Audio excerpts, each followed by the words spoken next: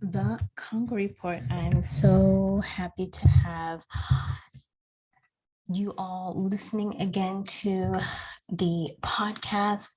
I'm so happy to have you guys here. And look, we are back in studio. Oh, that's a lot better.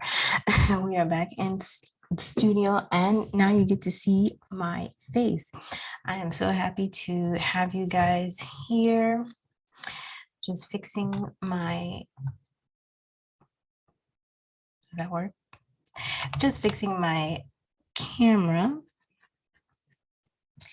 And I'm so happy to have you guys here listening and watching. We're now going to be on YouTube, which is something that for the first two seasons, I was avoiding because I didn't understand like cameras and stuff. But I'm happy to have you guys listening. And I'm back for the third season. A lot of people don't make it to their third season, but I'm going to keep chugging along because I believe in this podcast. And I think we're going to have some great content, some wonderful, wonderful discussions this season. I really, really hope that you guys enjoy and that you guys stick with me. And hopefully there are some new Congo Report listeners and now viewers who are going to be what can I say? Going to be entertained, enthralled by this new season. I'm so happy to have you guys here. So, what has been happening with me? Oh, by the way, we're not going to have any gossip or hot tops from around the world, hot tops from around the globe, or African arrondissement. I just wanted to catch up with you guys because it's been almost a whole year since you guys have heard from me. And listen, this pandemic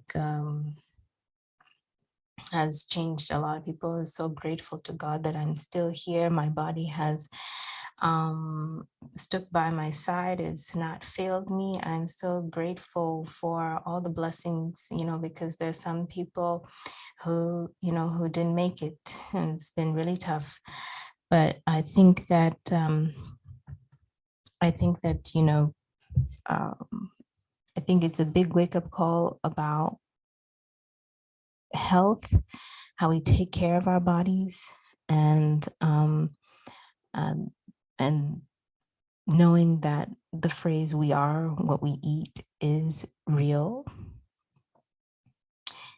And even me, I've started to change the way that I eat. I have been feeling under the weather these past days, but it has not been COVID. It's been something completely unrelated to this. So I'm so happy for you. I'm so happy to what can I say?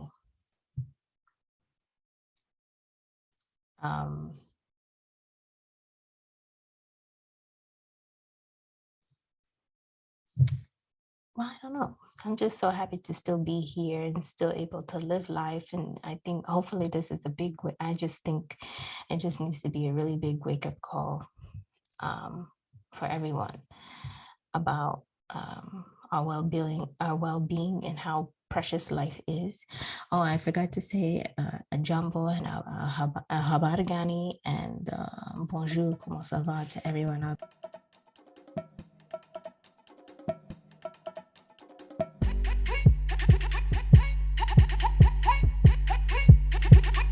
All right. Welcome back to the Congo Report. I am back and I'm in the Leopard's Lair, and I have our first guest of the third season. You may have seen her on Solo La Bien. She is also branching out onto her own media company or companies. To start out with, her name is Charlene Kalonji. How are you today? I'm fine, thank you. How are you? I'm doing well. So I'm so happy to have you on the podcast. Usually as like sort of an icebreaker, introductory to the podcast, just to get you a little bit more familiar with our viewers and our listeners, we like to do a few icebreaker questions for you. And we like to call it this sort of American phrase we call what set you claim, which is which group are you associated with. So I'm firing off now. So where are you from, or where are you and your family from? So I'm Congolese, but Right. we live in London. All right. All right. And which city does your family hail from in Congo?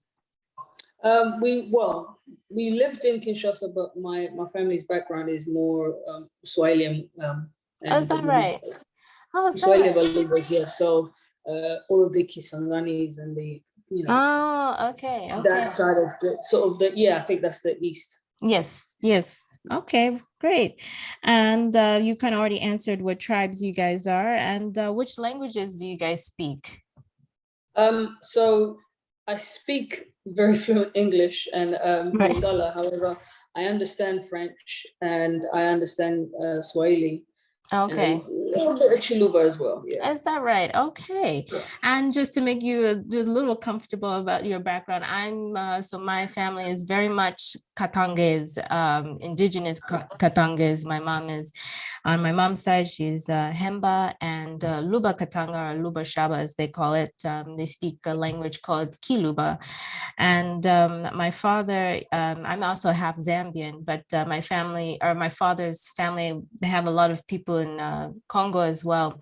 And so they're Bemba, which is also the indigenous, is indigenous to Lubumbashi, the tribe that's indigenous to Lubumbashi, just as a fun fact. And then I speak French, German, and Swahili, and French, and of course English, obviously. But yeah, so that was great. Nice to have that little background. Before we get into your media and sort of broadcasting content creation company, tell our viewers what a little bit of your upbringing. What was it like growing up in the UK, or how did your family even get to United Kingdom? So we were one of the sort of generations that came here from the 90s unrest or war, civil unrest. So that's what led us here in the first place. And then I've been here since then, really. So as a child, and then obviously as an adult, I've been here since. That's my small background. Yeah. And what do you think, or what, from your vantage point, what is the Congolese community like, the diaspora in the UK? Would you say it's a more perhaps close-knit community, more perhaps it's more sporadic across England, or what is the how would you describe the Congolese community there? In terms of location or hubs, yes, it's more sporadic than it was when we first arrived. There was definitely just a click, and it was very much in London. Right. And the people that were here, the Congolese that were here before sort of the unrest, were not. There wasn't a lot in an Anglophone space, which London is, or England is. So there was a lot of people that were not in London at all. But in recent years, we've had a lot of increase in, it's spread out. So it's not just London, Birmingham, Manchester, Ireland, Scotland, so it's pretty spread out from a British perspective. Even from a London perspective, it was pretty much just, two central hubs, which was just, or one borough, which is like Hackney or Tottenham, or Islington, like North London. However, since then, we've had South London, spread out and stuff like that. But most of these things, it's not really in the control of the community. In terms of what location they're in. It's just pretty much based on the various reasons that we all came here for. We were pretty much put into places in which were either near, like for example, when we came in the 90s, it was like we were in South London, Yeah. near Brixton and Croydon, Oh, which is pretty much an affluent black area. So we were just kind of defaulted in there because it was similar to our culture, if that makes sense. So yeah. it didn't make sense at the time to go and put us in Bristol, for example, Right, right. which is a very, English area at the time. I see.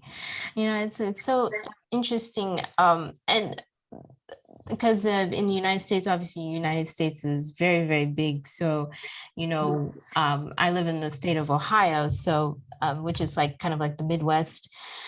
So you get your Indiana, Kentucky, kind of, even though Kentucky is like Midwest, but also the South. Um, it's very sporadic. Like there are a lot of Congolese. I found out a lot of Congolese in Los Angeles. There are a lot of Congolese people in Dallas, Texas, and also a strong community in like Boston, Massachusetts. There used to be a lot of Congolese people in my city, Cincinnati, but I think like after the 90s or whatever, they started to move like towards the suburbs or to like Toledo or to like Dayton and stuff like that. So it's not. So in my city, it's very rare for me to come across another Congolese person. I have higher chances of meeting like a Senegalese person or someone from Mali or Nigerian or Ghanaian, of course, or Ethiopian. We have a lot of Ethiopians and Eritreans here as well. But there are different, what I like about London, you have the Caribbeans, you have the Zambians, you have the Nigerians, of course, you have Ghanaians. Um, uh, would you say that compared to all these other groups as a community, you guys are more like on one accord, you guys like kind of stick together, or is there some sort of dissonance within the community?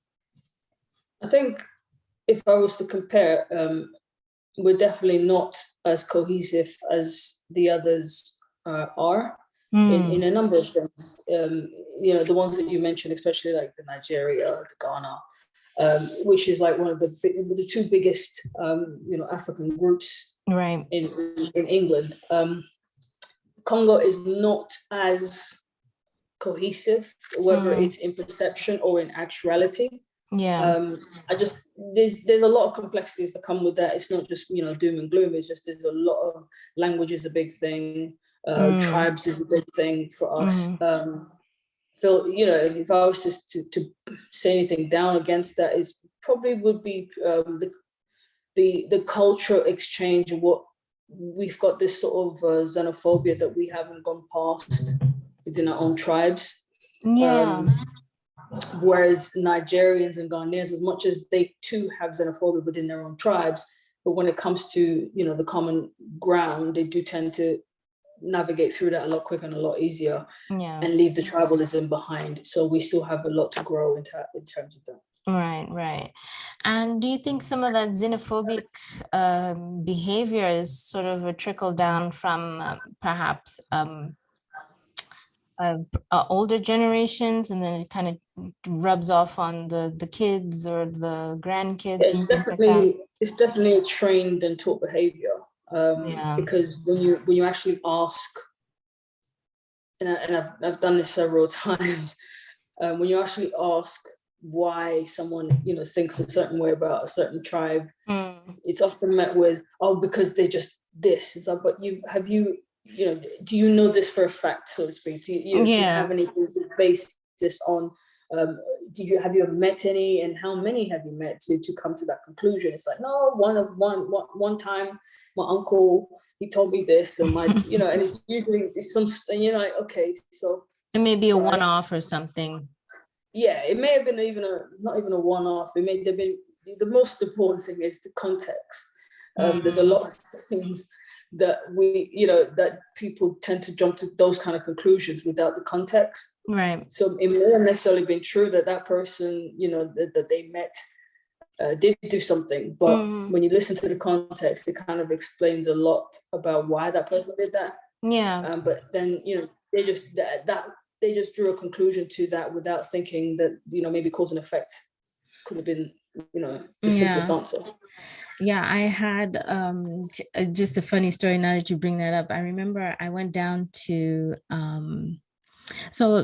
just as most of the Congolese people growing up, I didn't know how important like Lingala, and I didn't know much about the Western Congolese experience growing up. Most of the Congolese people that I grew up around were Eastern Congolese. They were from, and specifically from, a lot of them were from Katanga. There were one or two from Likasi, Lumumbashi, of course, Goma as well.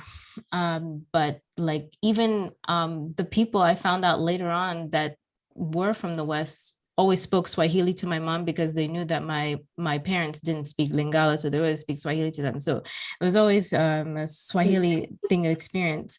But I say that because I remember I went down to a wedding in Texas, a Congolese wedding, and the bride's side was one of the Swahili speaking people's side, and the groom was from I think he was from a Kasai. He was from one of those sides.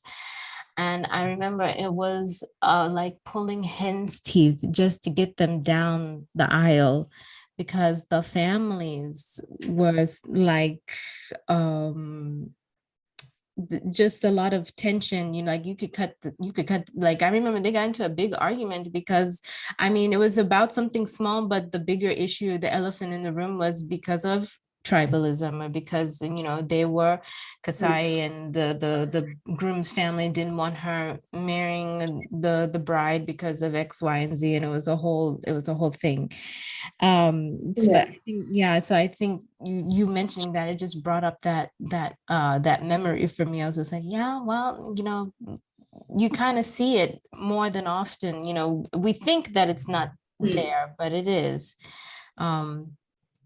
But yeah, so that's kind of interesting.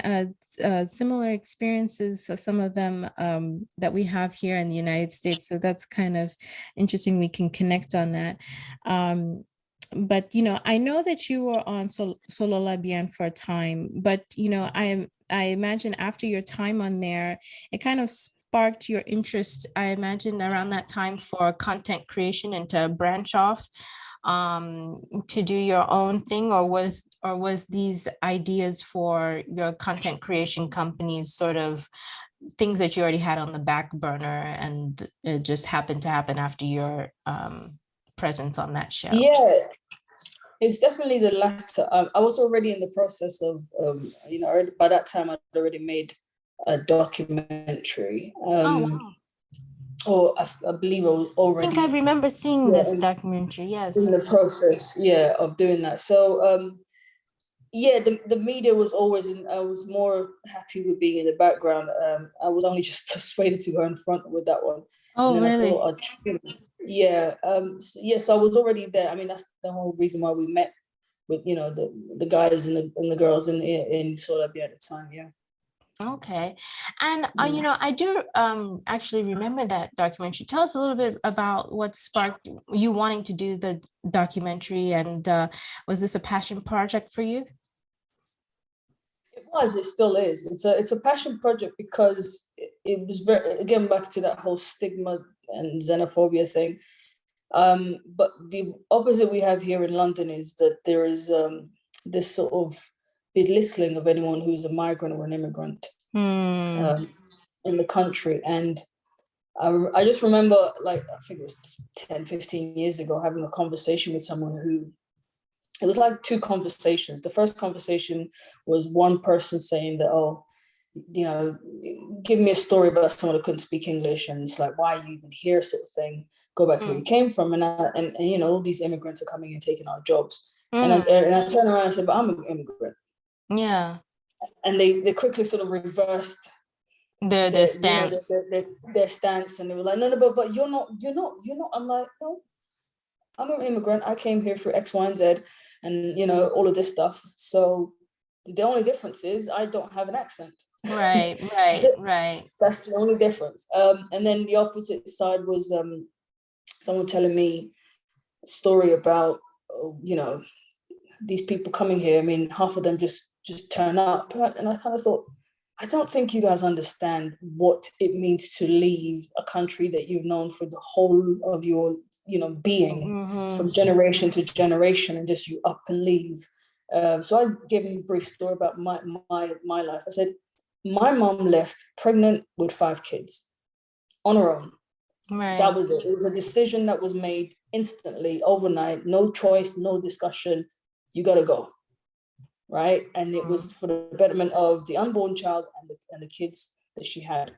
Yeah. There's millions of moms, and it's not just, subject to Congolese, it's everywhere, worldwide. Yeah.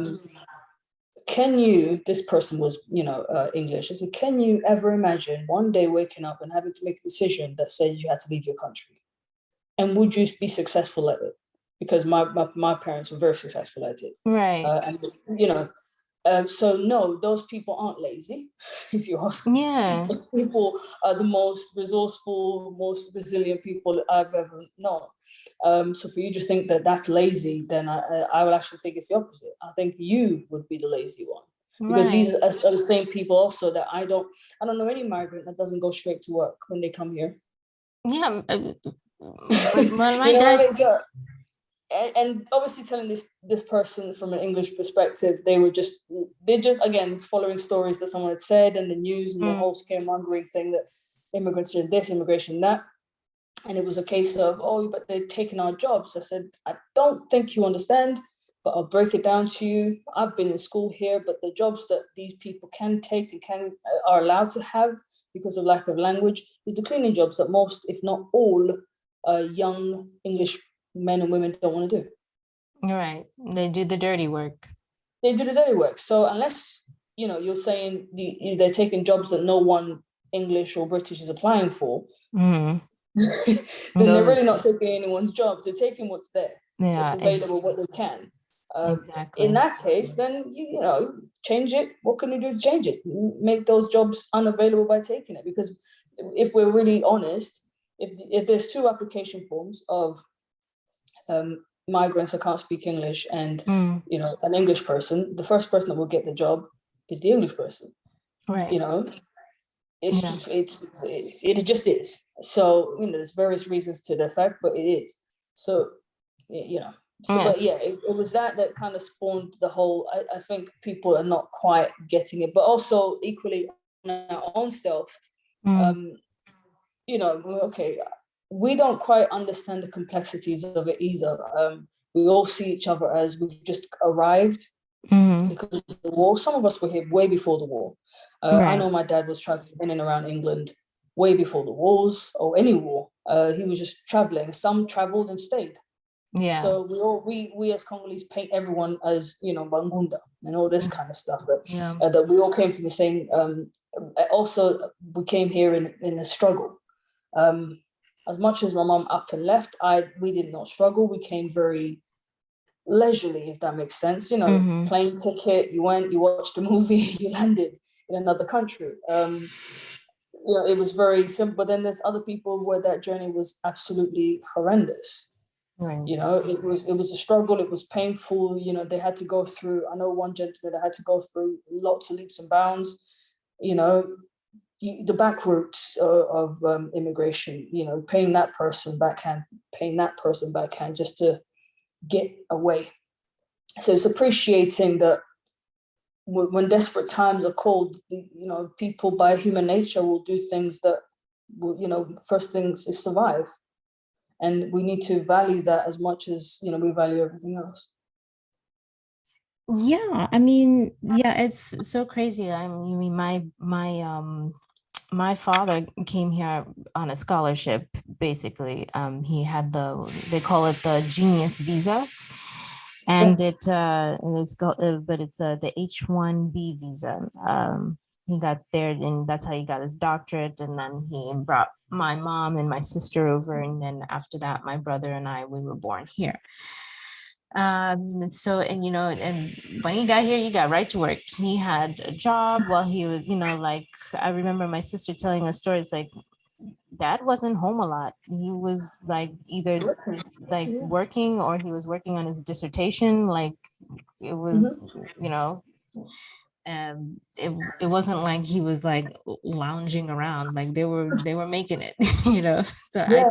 I think it's always interesting. It usually comes from someone who probably has not really inquired about the immigrant experience and what it actually takes to first actually muster up the energy to come to the realizations, like, okay, we got to move, like we can't stay here, and then actually get here, and then that whole journey, it's a whole different just a whole different animal, especially, and it's even worse, if you're coming from a war-torn country like a Syria or a Yemen, where there's famine. So usually that's well, I mean, it's rooted in racism, because racism is an ignorant concept, but it's also because they're not informed. Yeah, Yeah. very, very true. I want to switch gears, and I want to talk about your stuff. I want to talk about Masa Studios and Kalonji Pictures. And I want you to explain, basically right from the get-go, and explain to the viewers, what is this all about? What is, the purpose? What is the passion behind it? And what are you trying to create with Masa Studios and Kalonji Pictures? So Master Studios is a creative platform or production company where we basically help one side creatives use our platform. That means studio equipment, etc., to do their own thing. We also do the opposite side of it, where we actually do the music videos or the podcasts and the films for individuals or companies. So we're literally, the all-in-one package from a media production company perspective. Congo Pictures is pretty much my own entity when I make, like, for example, the documentary. I just wanted to separate the two from the other, because that was just my own personal pet projects, so that I had something that, quite kind of like, Tyler Perry Studios. I didn't want that. I didn't want, there was just too many names, my name everywhere. Let me just have something separate that is nothing to do with the business side of it, whereas, because then it allows the business to be its own entity and to grow in its own way. And then people are like less likely, or businesses are less likely to see it as one thing, because the things I'm going to put on my Kalonji Pictures are what's personal to me, the movies that I particularly, or the films that I particularly want to do and release. Sometimes they'll have a connection with Master Studios, sometimes they won't, but ultimately it would be more about Charlene on Kalonji Pictures than it would be in Master Studios. But Master Studios is just an entity that does, media production. Well, so you may not know, I love films. I'm a kind of like a film buff, so that when you had this Kalonji Pictures, I was like, oh, she's going to be like producing films. So what kind of, if you want to categorize it in genres, what kind of films are you like interested in? Are you interested in like dramas, like melodramas, romance, action, sci-fi, or all of the above? Personally, I'm interested. I'm very much interested in comic superhero. I do love comic books, comic films. I do like a bit of comedy. I mean, I'm a sucker for comedy, and obviously rom-coms, you can't go wrong. Yeah. Sci-fi, not so much. However, there's certain sci-fi that I would, I just recently watched Dune, and I was like so into it. But that's more of an artistic sort of sci-fi, if there's any such a category. But the kind of films I want to bring in is things that it's just more about stories. There's stories and journeys that haven't been told from the perspective of people like myself and yourself, or through the lens, should I say, the lens of us. I think Lupita Nyong'o said it very well. No, it wasn't. I think it was Chimamanda. It's just there is so many stories that we can tell from our narrative. Yes. Because so far the story of the Black woman has been told through everybody else's narrative and everyone else's mouth and everyone else's, eyes. but not through ours. I can tell the story of my mom's journey better than anybody else. The only one that can beat me at it is my mom herself. But when I tell the story about, a mama from Congo, older mamas will understand exactly what that means. Yes. Whereas if a white middle-aged man said the same story, it doesn't quite ring the same. Exactly. But that's what we've had for so long in terms of our stories and our journeys. But it's not just about the doom and gloom stuff. It's very much more about, there's so many great stories of superheroes and and it's the superhero part is a big part for me, because obviously I grew up in a world where all the superheroes were not anything to do with me, right? Or like me. But it's not. But once you understand the superheroes are just an exaggerated version of a human being that existed at some point, or a story, a folk story that was taken, and then made glamorous and made dramatic. And it made me think, well, there's so many of those stories, in Congo. There's so many stories that our grandparents, where I was like, stories. There's so many stories, not just like even superhero stories. There's great romantic stories. I think the only romantic story that film was that I can remember that we had was La Vie est Belle. Yeah. And even that was not necessarily 100% sort of Congolese, but it's what we have. Yeah, it was what we had at the time, and we just had to deal with it. Yeah, but even now, I'm trying to look for more in that, of that nature and that quality. I haven't come across any yet, but it tells me that we have riches there. Yes. To find all these sort of young actors that made, even up until now at my age, I still appreciate that film. I still watch the film. Yeah. I know what's going to happen, but it was well written and well done. And we can do a lot more in that. And the other side of it is exploiting the land for movie making. Yes. We don't have a Bollywood. No. We don't have a Nollywood. We don't have anything of that nature. And it would also improve the already existing cinematic experience, or théâtres as we call them, in the country, and bring a certain, because we were very good at it from what la théâtre de chez nous and stuff like that. We were very, very good at it. But it just needs someone with a different eye to have a look and help everything along and link the whole diaspora to the land together. Yes. That's the vision from that anyway. Yeah, and I think that, some way through the performing arts, that's probably the best way, because I see it with, because I love like Indian films like the Bollywood, and even movies from their southern regions. They're actually really, really well done. And it's like, I could see like, because the Indian community in London is very, very large, and I can see how it's sort of like a way for them to still connect to back home. Like if they go home, even though they have a British accent, they kind of know all of the pop culture that's going on back home, because they're watching all the films and things like that. So in a way, it is a bridge marker, or sort of a connector for them to still, in a positive way, be proud of their culture, and also, celebrate their culture through the arts. And I actually think probably doing like a musical for Congolese, because we love music so much. Beautiful. That would be great. Especially with all the like kitambalas and all that stuff, like it would be, that's like one of my things. I was like, if I could watch a film like that.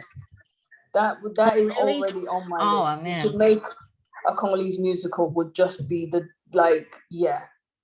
would be the dream of a lifetime. To because I love, my favorite is like West Side Story. Oh yeah. Did you see the new one? I haven't seen it yet. A love story like that. I haven't seen a new one yet. I'm bracing myself because I don't like remixes. I'm frozen. Uh-oh. Hello? I can hear you, but your screen is frozen. Hang on. Hello? Hello? Oh, there you are. Oh, there you are. We're back. Okay. We're back. Yeah, I haven't seen it either, but I heard that it was very, very well done. obviously, nothing can compare to the 1963 version with, Rita Moreno and all that, but the original was just fantastic. it was really good. The original was just brilliant. It was just, but that's why I'm like, I want to see it. Is it gonna make disappoint me? A bit like The Matrix. You don't want to get disappointed. You don't want. I didn't want them to be fair, I did not ask for a remake. Yeah, I was fine with the first three. The first three were great. I don't know who asked for a remake. I wasn't consulted. I think it was like that very core, passionate, like Matrix fan base that just was like, it was so good, like they just want one more. I was just like, but do we really need we didn't need it. Neither, even the West Side Story, we didn't need that either. We didn't need certain things are just best left alone. Yes, I think so too. Not everything needs to be rebooted. Exactly. I understand things like Jurassic Park and stuff like that, Jumanji. Yes, they're tough. You can always remake. It's not exactly. They're not the same. They're not musicals, but they're very much kids' films that you can recycle over and over for generations and generations. Yeah. But this it's not Romeo and Juliet, is it? West Side Story, but it should have just left them. But I will watch it eventually. Yeah. I haven't watched it yet either, but I want to, because the new Anita, they said that she did a really good job, so I'm kind of I want to see her performance just for that. But some last questions before we make a little transition here. How do you think the work that you're doing with your film company, you kind of alluded to it before, and your media company would affect someone in Congo, a youngster in Congo? How would you think that work would affect them if they happen to come across your platforms? Well, first of all, I would like them to be inspired to put pen to paper. Yeah. And do it themselves. That's the first most important thing, especially young girls. I would love to see them say, I wrote a story, can you have a look at it? I would love to do that. Because I think we've lost a little bit of that sort of letting young girls sort of dream and be inspired. So I would love if I could bring one inspiration back to a young child, that would be that. Also, the DIY part, do it yourself, film. And I think you've seen it. I think the young boys on the internet that are, making do with what they have. They've had several viral videos, several million, viral videos where they've made Bad Boys for Life. Yes. Things like that. It's like, that's talent. Yes. They just need access now. Yes. So if I could bring, that inspiration and then obviously bring talent to anyone, especially the youth in Congo, because we do have quite a growing number of youth that are just pretty much either homeless or in between things that for obvious reasons. There's so much going on in Congo at the moment, but I would love to do that. I would love to inspire the schools system as well to take aboard some of these films and show it in their classes. Because it's very well that we show everything else, or we take everything else from outside. But if we're taking anything from outside, it should come from the diaspora. Again, just to link the two of us together, because it's the only thing that separates us is a destination, really. But yeah, that's what I would love: is inspire and hopefully teach someone to, because there's engineers in, we've got engineering kids that are doing it with nothing. So I can imagine them working with camera and that kind of stuff. So on a long run, I would love to open a studio in Congo and just have the faculties there to be able to give those, tools and access to those young minds. Where would you think of, how like in United States, in Los Angeles, you have Hollywood, and then you have like Studio City, where like all the big studios, all the lots are. Where would you think of a good city or a good place in Congo would be ideal to have sort of a Studio City within a city, basically? This is going to sound really controversial, but I would definitely like to stay in the East. I know it's a traveled area, but I think because of the troubleness, I want to bring a bit of light to it. Yeah. Everything happens in Kinshasa, so that's out of the question. I think It's so much. Everything is just citywide and compressed, and and it's like there is in perspective. The whole of Congo is 27 times bigger than the United Kingdom. right. But we, Yeah. we concentrate ourselves in Kinshasa, so you can imagine how much landmass there is and how much other provinces and cities are still yet to be explored in a way that logistically or in infrastructure that Kinshasa has. Yeah. So the more someone like myself or people in better, financial situations that we could bring, and open institutions and, Yeah. industries, the more It's people so travel. it's so funny that you mentioned that, because I was thinking the same thing, not because I'm an Eastern Congolese person, but because, like, I've been to Lubumbashi twice. I don't think people realize how big Lubumbashi is. Like, it's a lot of space. And even somewhere like Kisangani, where you definitely can feel the amount of space or amount of land that has not been used. It would be the perfect, like, place, if we could do it like in a way where you're not messing with too much with the environment, but like just so that you can keep the beauty of the terrain. But like, personally, if I was to do it in terms of the environment, it would have to marry with the environment. Yeah. And if it's going to disturb the environment anyway, I'm a true believer. If you disturb it, you fix it. Yeah. So if you're going to have to take something away, then you have to multiply what you return back. Especially when it comes to the environment. So we're not going to just break down a tree for the sake of breaking it down. Right. So one tree, 5 more trees we plant just to replace it, because it's very important. And you're right, the aesthetic of our country has to be, kept away, to its highest standards. And that's why, tourists go to Dubai, for example, because it's maintained at the highest standard. Yes. So just like Dubai, it was built to cater for this high standard, but they also helped rebuild all the stuff that they, took, in the process of that.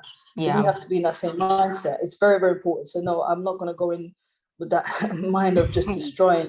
No way. But I would like it to be very eco-friendly as well, because you're thinking about power supply, water supply. It would have to be something that helps the land, but also helps the villages around it. Yes. It can't just be a hindrance because, we're now this big people, we're just going to take over. But like, for example, employment, it would start with the people around that area. And it will also be, if we're having a water supply, the water supply has to be also available for the villages and the people that live in the area. So these are, like you said, Kisangani, that's my grandparents' like native village. Yeah. So there's no way I'll be disrespecting that at all. But Kisangani is definitely on my list. When we get Another one, I would say Goma, because Goma, they do have a film festival, small film festival called, I believe it's called the Amani Festival. The only thing I worry about is with, like, for example, the volcano that just erupted last year. It's also like a safety hazard, because you never know when volcanoes, they're it's Mother Nature, they do whatever they want to do. So I think definitely somewhere northeast or southeast. Definitely. I mean, me personally, the east is like the perfect spot for me to sort of soul this media company. For so many reasons, personal reasons, like family affiliation, but also because it's been the most neglected area of the country. So I feel like the more love you give it, the better it's going to get. So So next we have a little trivia game. So last season we did a trivia game where it was sort of just generic to the whole continent of Africa, but now I'm going to concentrate it specifically in Congo, and it's actually going to be, we're upping the stakes now. Okay. It's going to be timed. So, and I'm going to keep count of how many questions you get right. So I kind of I also have to keep up too. So it's also going to be a challenge for me.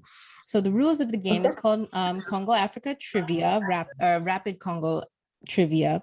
And it's basically, I'll be asking you a series of questions. I'll ask you as many as I can in I'll give you, since we're doing virtual, I'll give you, instead of a minute, I'll give you a minute 15 seconds. Okay, so 15 seconds of extra time. And you have to answer them as quickly as possible. If you don't know the answer, just say pass. I'll give you the answer and then we'll just keep going. Okay, let me get my timer set here. Hopefully I can get them. Yes. Okay, 1 second. I said 1 minute, 15 seconds. Okay. All right. I'll get my thing ready here. All right, you ready? Gotta sit up proper now. Get your game face on. All right, and I'm starting. Lumumbashi is the capital of which province?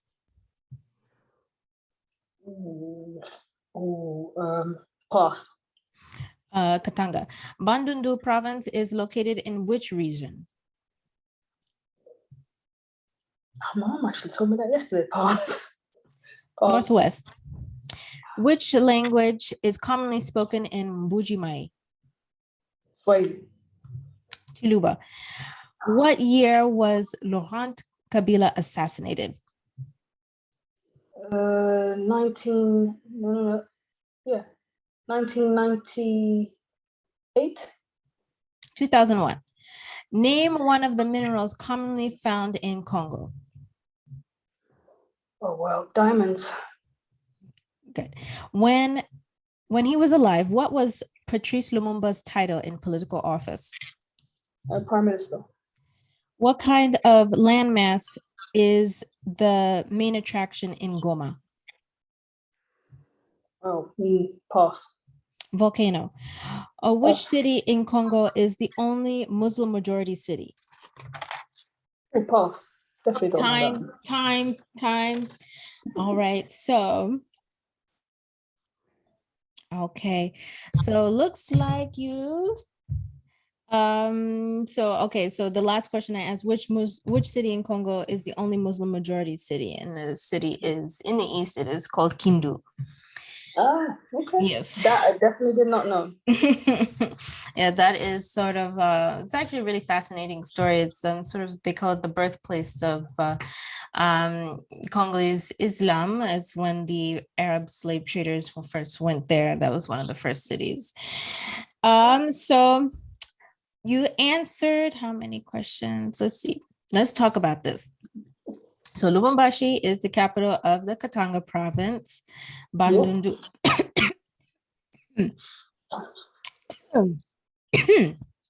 Excuse me. Yes, I got something caught in the wrong pipe. Bandundu province is located in the northwest, so it's like a little bit up, so further away from Kinshasa. The year Laurent Kabila, he took office in, like, I think 97, 98. He was assassinated in 2001. One of the minerals, you got diamonds, so that was good. You could have said coltan, gold, malachite, all those would be acceptable. You got Patrice Lumumba, that one. What kind of landmass? In Goma, yeah, that was the volcano. And yes, which city in Congo is the only, and then yeah, that one, yes. So you did all right for your first try. That was really good. That's all right. So yeah, the last thing is, what's next for you and your content creation companies and your movie company? So at the moment we are heavily focusing on content. So we're just making loads of content so we can release them all in one sort of swoop. We also have content for other people that we're capturing, which unfortunately we can't release because it's their product. Yeah. Okay. That's you make movies for people, but you're people that you can't do anything about it. It's not your production per se. It's just you producing it with your facility. So yeah, there's things like when you catch it and you see it, if it comes into it, you will see our logo, our mark on it. Don't get that. But just like every other company. But yes, loads of content from a music perspective. From pictures all the way down to motion pictures. So you'll see a lot of that in the next 6 to 8 months, definitely. Oh, great. Well, we at the podcast are excited for your all your future endeavors, waiting for that to be released, all that content. We're so happy. I'm so happy to have you be my first guest for the 3rd season on my show, the podcast, the Congo Report. I hope you guys enjoyed your experience on this show as much as I did, picking your brain and all that. Thank you again for being on the podcast. Thank you so much. Thank you for having me. Thank you very much. Oh, you're welcome. All right. I will see you later.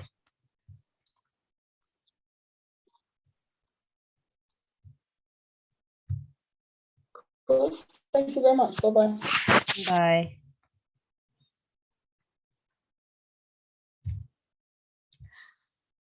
Okay. Well, I hope you guys enjoyed the conversation with Charlene Kalonji. She is a young budding content creator. I really hope that you guys go out and check her stuff out. And we will be posting all of her socials on the podcast, on the episodes. So we really hope that everyone enjoyed the first episode of the 3rd season. I keep repeating that. So glad to be back and speaking to everyone. Thank you guys so much. I'm so glad to have you guys and be speaking to you guys. See you guys later. Bye.